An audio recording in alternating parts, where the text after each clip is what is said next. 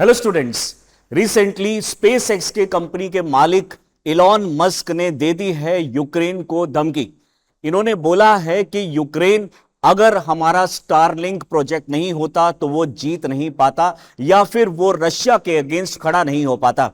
ये दरअसल स्टेटमेंट आई है जेलेंस्की और डोनाल्ड ट्रंप के हीटेड आर्ग्यूमेंट्स के बाद में।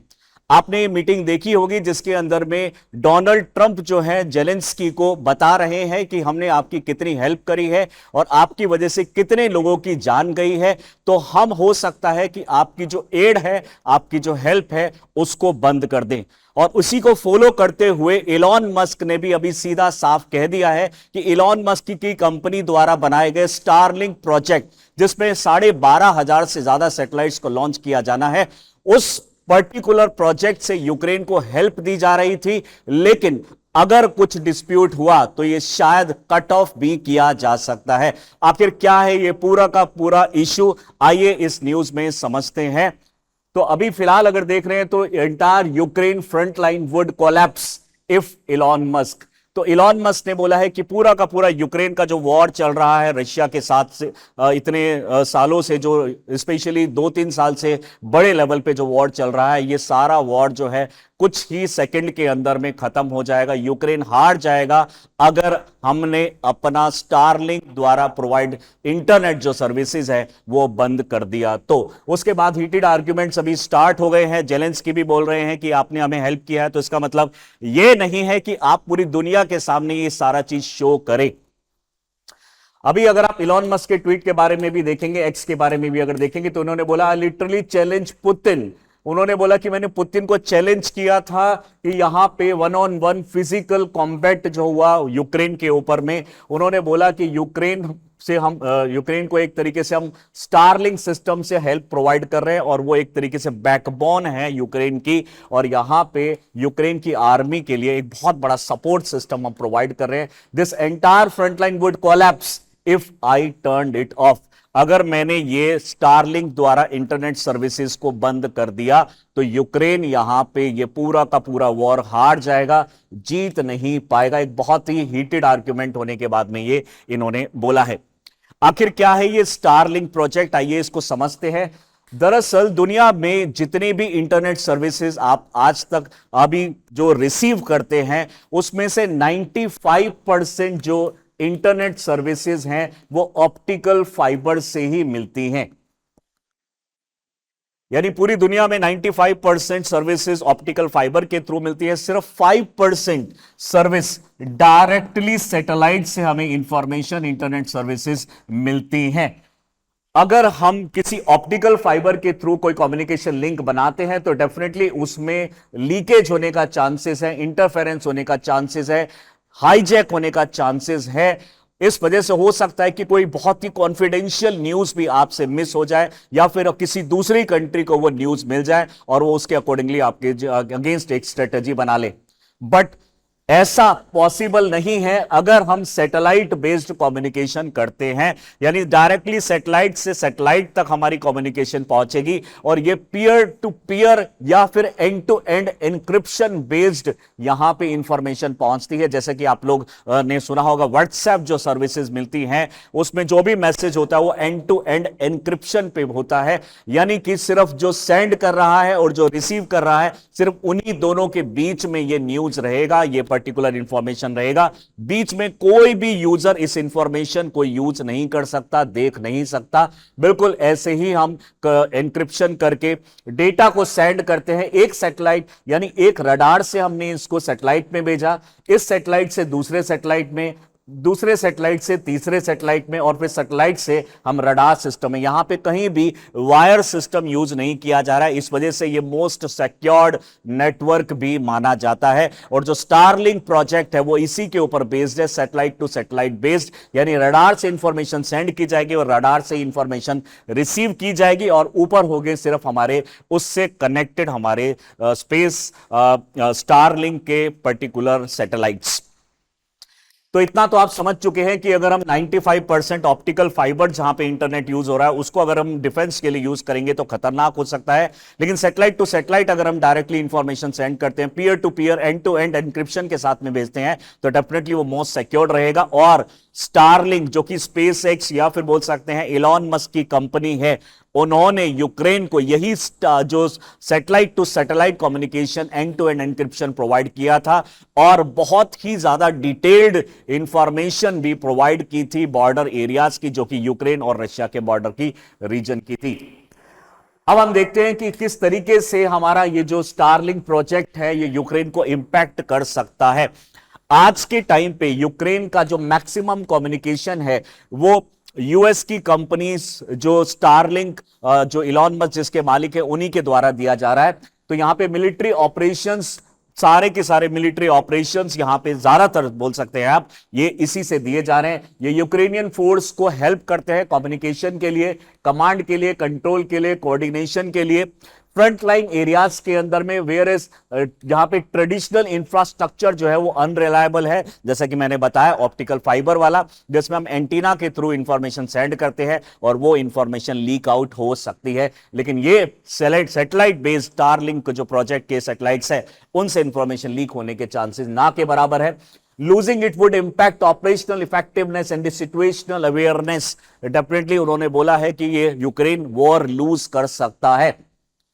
और सिर्फ डिफेंस ही नहीं, असेंशियल सर्विसेज और गवर्नमेंट सर्विसेज भी स्टारलिंक ही प्रोवाइड कर रहा है यूक्रेन के अंदर में। तो Starlink support government communications, public services, humanitarian add, जब कोई डिजास्टर के बाद जो एड दी जाती है उसके अंदर भी, और जो कॉन्फ्लिक्ट जोन्स होते हैं वहां भी, और जो अंडर आप बोल सकते हैं हिंटरलैंड्स होते हैं, अंदर के जो लैंड्स होते हैं जहां तक कनेक्टिविटी इजीली नहीं पहुंचती है, वहां भी कनेक्टिविटी आपको सैटेलाइट से इजीली मिल जाती है। Disruption would hinder governance, emergency response and the aid distribution in the affected area of the Ukraine.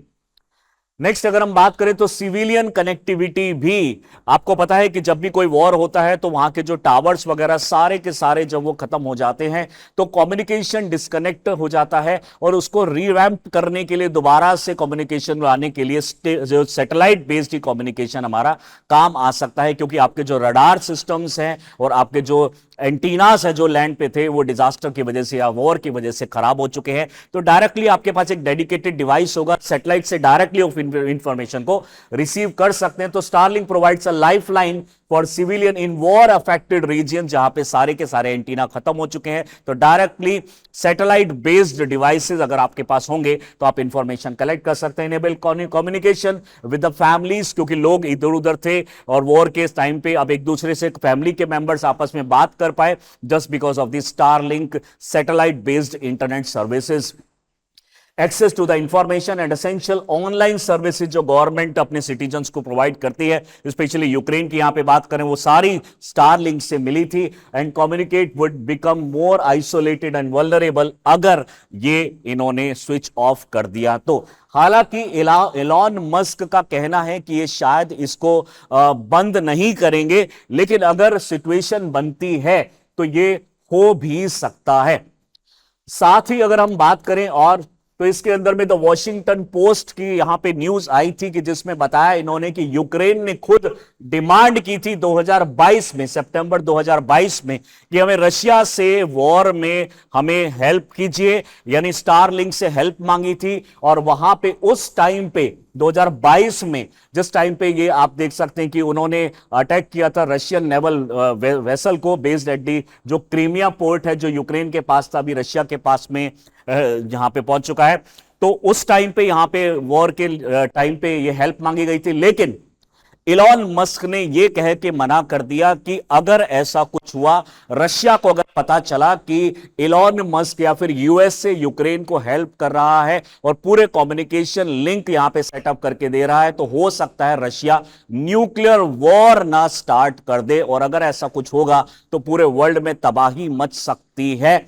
इसको मद्देनजर रखते हुए Russia would launch a nuclear attack in response, ऐसा बोला यहां पे इलॉन मस्क ने। इसलिए Russia seized Crimea from Ukraine जब किया गया था तब से अभी तक बहुत बड़े कोई एक्शन नहीं लिए गए, लेकिन जब एक्शन लेने की बारी आई तब भी यहां पे स्टारलिंक ने यह कह के मना कर दिया कि हम लोग आपकी हेल्प अभी फिलहाल के लिए तो नहीं कर सकते हैं, क्योंकि यहां पे रशिया एक न्यूक्लियर कंट्री है और वो कभी भी न्यूक्लियर अटैक कर सकता है। तो एक बहुत बड़ा उसका रिफरकेशन हमें झेलना पड़ेगा।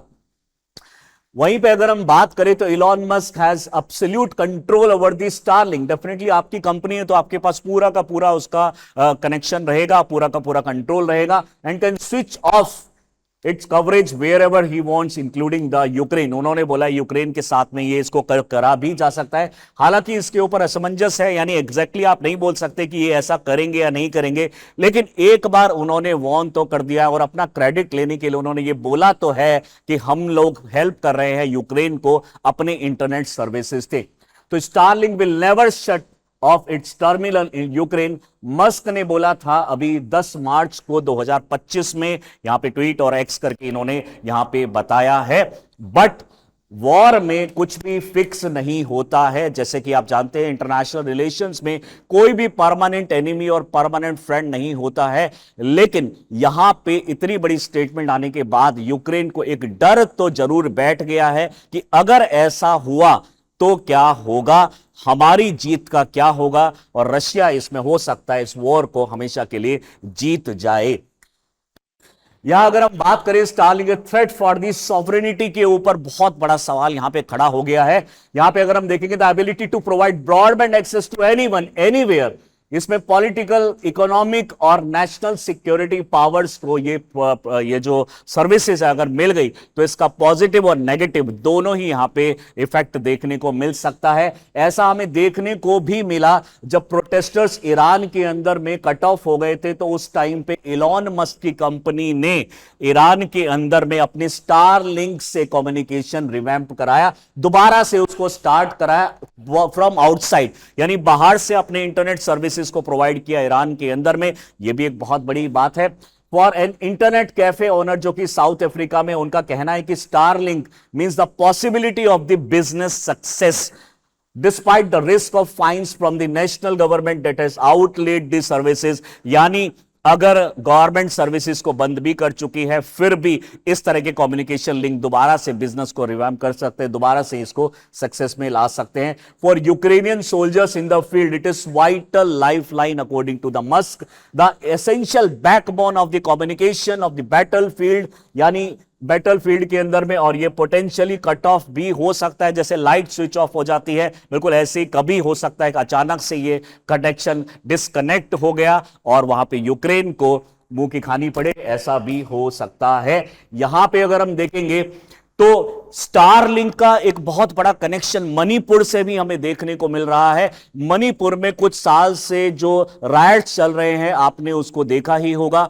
हालांकि ये जो ग्रुप है ये 2 इंटरनल ग्रुप्स है, लेकिन इसका कहीं ना कहीं कनेक्शन शायद बाहर से भी है, और इसका एक बहुत बड़ा प्रूफ हमें मिलता है स्टारलिंक के। हमें इस पर्टिकुलर स्टारलिंक से कनेक्ट करने वाले डिवाइसेस हमें मणिपुर में मिले हैं। आप सोचिए स्टारलिंक को अभी तक गवर्नमेंट ऑफ इंडिया ने लाइसेंस प्रोवाइड नहीं किया है, फिर भी स्टारलिंक से कनेक्ट करने वाले डिवाइसेस हमारे मणिपुर में हमें कैसे मिलते हैं, और वो भी उन रिबेलियन ग्रुप्स को जिसके पास इनकी पावर इतनी नहीं है कि वो किसी दूसरी कंट्री से कांटेक्ट बना के ऐसे ले सके। तो इसके पीछे आखिर राज क्या है, वो भी एक बहुत बड़ा मिस्ट्री यहां पे बन गया है। स्टारलिंक डिवाइसेस मिले हैं यहां पे इन लोगों को, ये जैसा कि आप यहां पे देख पा रहे हैं, इससे डायरेक्टली सैटेलाइट से कम्युनिकेशन किया जा सकता है। यानी कि अगर गवर्नमेंट ऑफ इंडिया मणिपुर में इंटरनेट को बैन भी कर देती है, बंद भी कर देती है, तब भी वहां के रिबेलियन ग्रुप्स, वहां के जो ग्रुप्स हैं, वो कनेक्टिविटी कर सकते हैं, अपने लोगों से बात कर सकते हैं by using the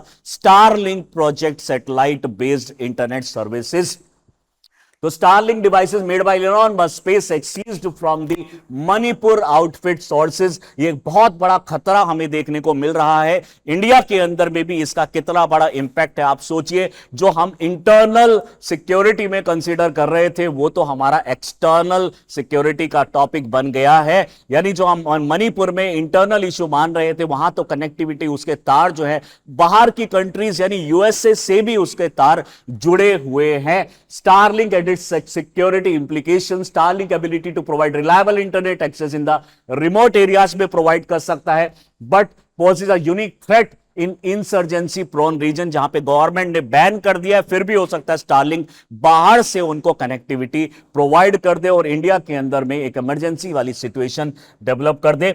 unlike traditional communication method that can be intercepted, जो कि मैंने स्टार्टिंग में ही बताया आपको कि हमारे जो ऑप्टिकल फाइबर बेस्ड हमारे जो कम्युनिकेशन लिंक है उसको सीज किया जा सकता है, उसको कट ऑफ किया जा सकता है, उसको इंटरफेयर किया जा सकता है, उसको हैक किया जा सकता है। लेकिन ये वाला जो सैटेलाइट इंटरनेट सर्विसेज है, यहां पे एंड टू एंड एनक्रिप्शन यहां पे होता है, making it harder for the intelligence agencies to monitor the insurgent communications.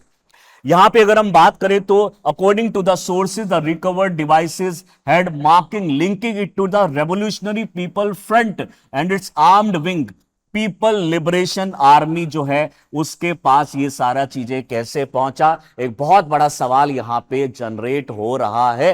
हालांकि यहां पे गवर्नमेंट से भी यहां पे पूछा जा रहा है, प्लस में वहां के जो रिबेलियन ग्रुप्स हैं उनसे भी पूछा जा रहा है कि आपके पास ये कैसे आया, कैसे ये डिवाइस पहुंचे हैं, बट अभी तक इसका कोई डायरेक्ट हमें कोई सोर्स नहीं मिला है।